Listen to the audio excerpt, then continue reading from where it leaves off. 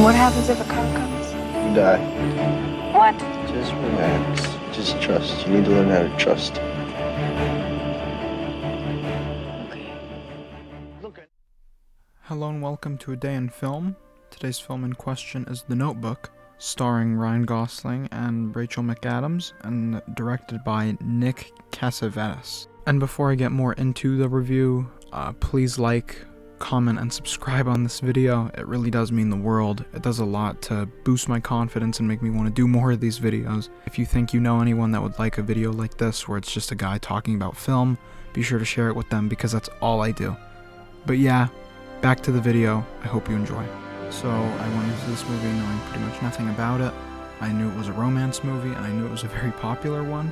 And I went in with actually pretty high expectations because pretty much everyone I'd talked to about this movie said it was like a masterpiece, basically. And what I got out of this film was definitely not a masterpiece, but I did still enjoy it, even if I think it was almost generic and a little boring in certain parts. To summarize the plot a little, it follows older Noah Calhoun, who in his younger form is played by Ryan Gosling, explaining to his wife, Rachel McAdams' character Allie, basically reading out of The Notebook, as the movie's titled, which is their story. And it just follows that story playing out, and it is a really, again, I hate to say it, but it is just a basic story. I mean, there is nothing crazy about this movie. I was expecting something not even crazy to happen, but just something really memorable. A lot of this movie isn't very memorable at all, especially visually. This movie was almost boring visually. Really disappointing because the setting of the South could have been used a lot better. There's that one shot where they're on the boat and there are all the ducks around them. That's nice. But other than that, I mean, kind of underutilized aspect of the film is the visuals. The music is really good. I really enjoyed the score and all the big band music, especially from Billie Holiday.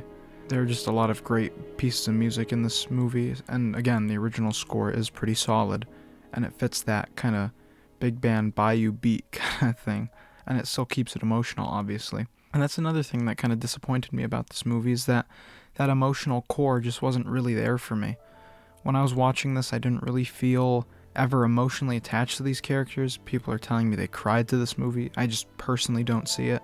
This is one of those movies that I know is good, but it's just not for me. Like, I don't watch this movie and really get anything from it. And it's a shame because I'd love to feel really emotionally attached to these characters, to Ryan Gosling's character and to Rachel McAdams' character, but there's just nothing there for me.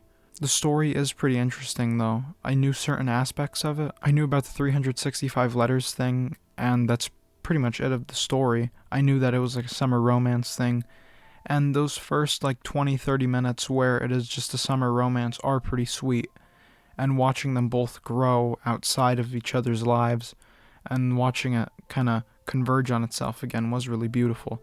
And the framing of older Noah talking to his wife and telling the story to her because she's like dementia ridden was a really good kind of explanation as to why the story's even being read. A lot better than, oh, let me tell you how me and your grandma met kind of thing. I think some of the best parts of this movie are actually from the old people, from the older versions of the main two characters.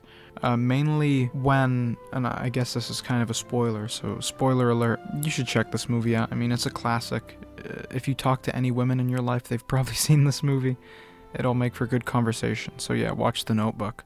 But I think one of the best scenes in this movie is when Allie finally remembers that she's Noah's wife and that she's talking to Noah, and that's their story. And they just, in melancholy, just dance around a kitchen or a bedroom that's made to look like a kitchen or whatever it was.